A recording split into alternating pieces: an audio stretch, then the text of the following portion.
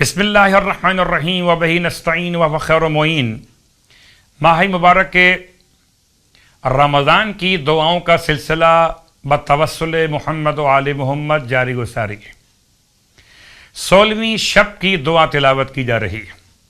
بسم اللہ الرحمن الرحیم۔ یا اللہ یا اللہ یا اللہ یا اللہ یا اللہ یا اللہ یا اللہ یا اللہ یا رحمانو یا رحمانو یا رحمانو یا رحمانو یا رحمان یا رحمانو یا رحمانو یا رحمان یا رحیمو یا رحیمو یا رحیمو یا رحیمو یا رحیمو یا رحیمو یا رحیمو یا رحیم یا غفورو یا غفورو یا غفورو یا غفور یا غفورو یا غفورو یا غفورو یا غفور یا رؤوفو یا رؤوفو یا رؤوفو یا رؤوف یا رؤوفو یا رؤوفو یا رؤوفو یا رؤوف یا حنانو یا حنانو یا حنان یا حنانو یا حنانو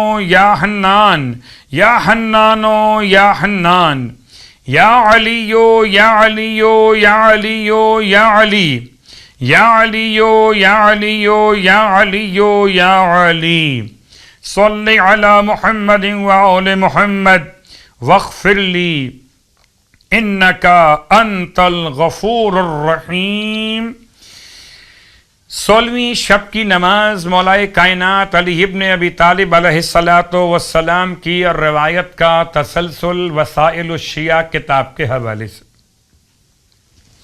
16ویں شب میں امام فرماتے ہیں کہ 12 رکعت نماز پڑھی جائے، 2 رکعت کر کے، جس کی ہر رکعت میں الحمد کے بعد 12 مرتبہ سورہ تکاثر کی تلاوت کی جائے۔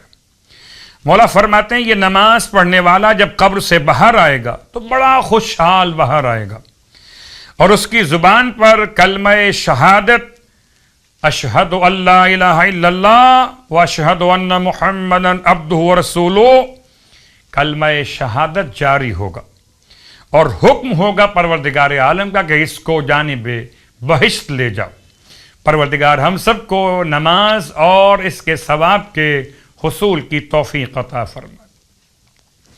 اس کے بعد 16ویں دن کے روزے کا ثواب ارشاد فرمایا اللہ کے حبیب صلی اللہ علیہ وآلہ وسلم نے کہ جب تم قبر سے نکلو گے تو تمہیں 60 لباس عطا کیے جائیں گے تاکہ تم انہیں پہنو، تمہیں سواری کے لیے ناقہ عطا کیا جائے گا، اللہ تمہارے لیے ابر رحمت کو بھیجے گا جو اس دن کی گرمی میں تم پر سایہ کیے ہوئے ہوگا۔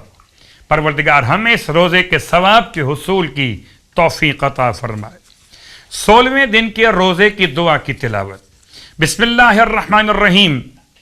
اللہم وفقنی فیہ لموافقت الابرار وجنبنی فیہ مرافقت الاشرار وآونی فیہ برحمتک الی دار القرار بإلہیتک یا الہ العالمین۔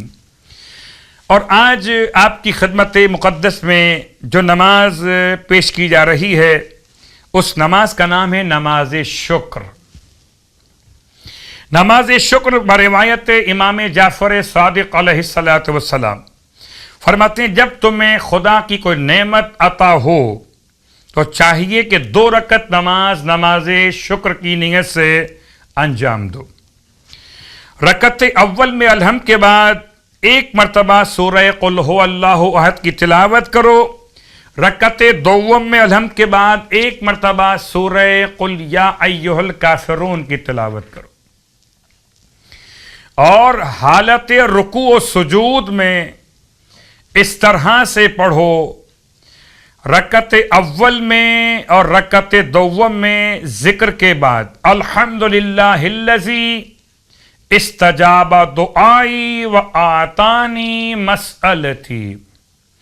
بعض روایات میں رکعت اول میں یہ پڑھنا ہے الحمدللہ الذی استجاب دعائی و آتانی مسئلتی، اور بعض روایات میں رکعت دوم میں پڑھنا ہے الحمدللہ شکرن و حمدن و حمدا۔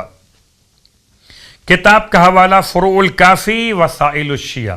پروردگار ہمیں اپنی نعمتوں کے شکریہ کی توفیق عطا فرمائے۔